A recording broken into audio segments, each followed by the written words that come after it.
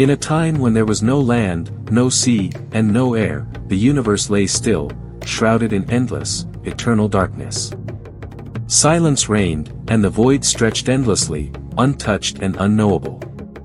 From this abyss, something began to stir, a force ancient and unseen, weaving the first threads of existence. From nothingness came movement. From the unseen came form.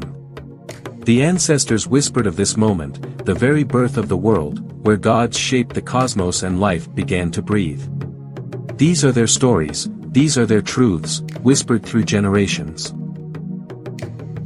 The story of creation is one of humanity's oldest questions. Who are we? Where did we come from? In Africa, a land of unparalleled diversity, the answers to these questions are woven into the myths and legends of its people.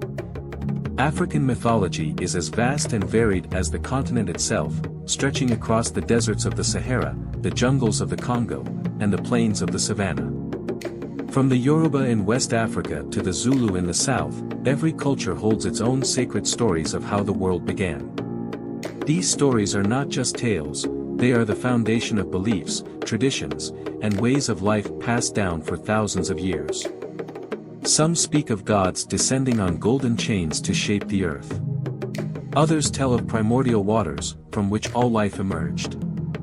And yet, despite their differences, these myths share a profound truth: they explain the bond between humanity, the gods, and nature itself. But how did it all begin? Who were these ancient beings? And how did they shape the world as we know it today? Have you ever wondered how the gods forged existence according to African traditions? Let's explore.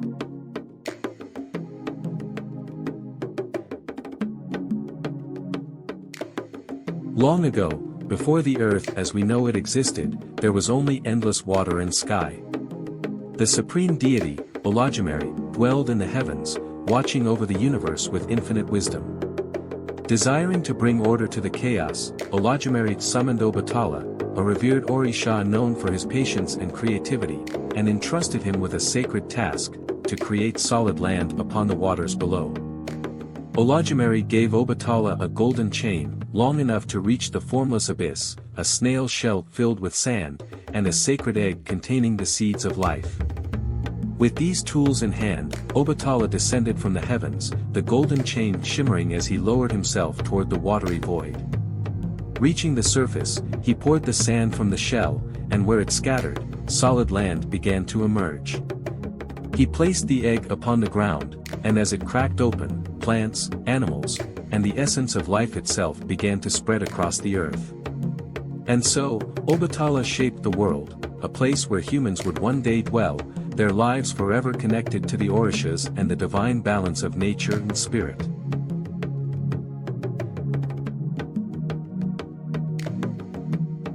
In the Zulu tradition, the first being, Unkulunkulu, emerged from a single reed that grew in the primordial waters.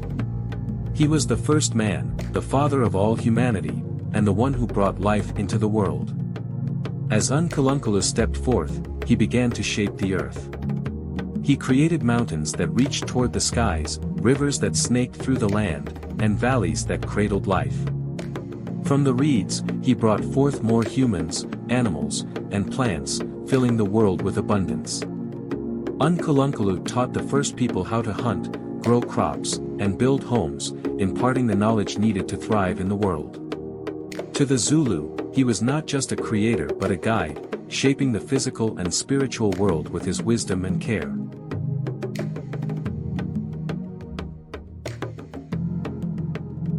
Among the Bantu people, it is said that in the beginning, there was only Bumba, the great creator, who existed alone in a vast, empty darkness.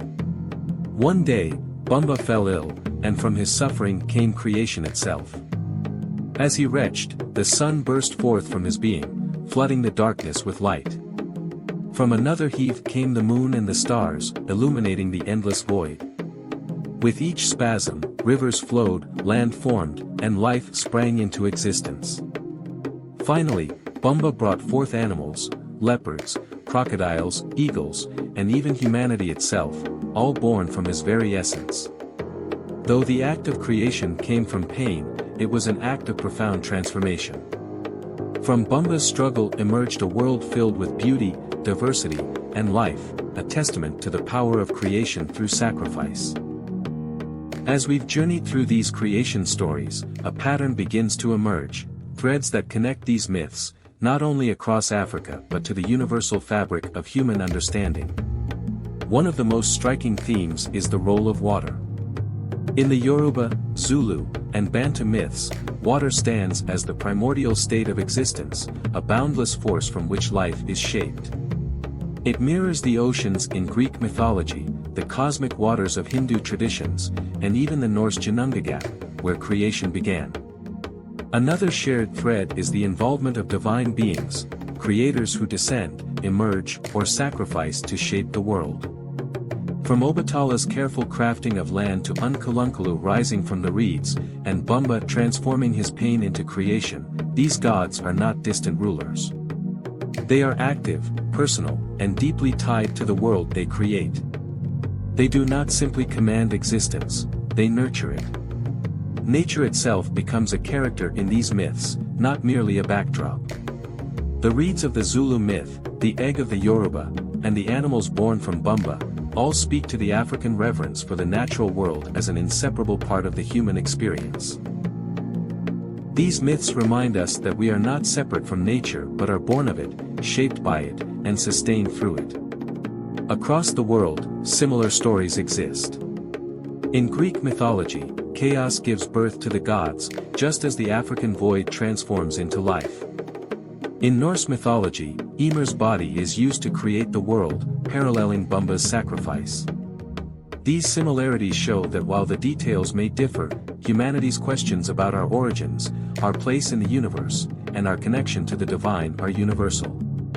Yet, African mythology brings its own vibrant, dynamic perspective, rooted in the continent's unique landscapes, cultures, and histories.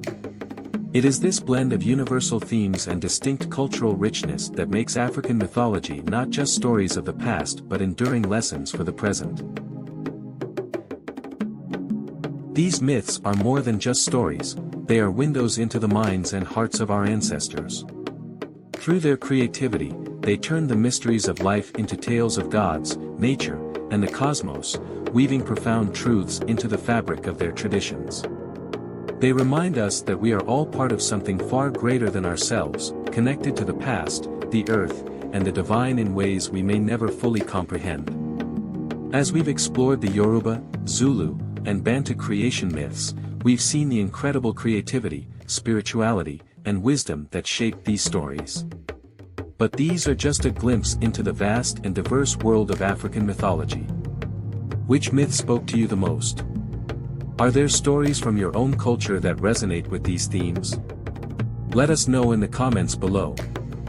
And if you'd like to dive even deeper into this journey through African myths, be sure to subscribe, like, and share this video. Together, let's uncover the secrets of the past and keep these stories alive for generations to come. Thank you for joining us on African Mythology Chronicles. Until next time, may the stories of our ancestors guide and inspire you.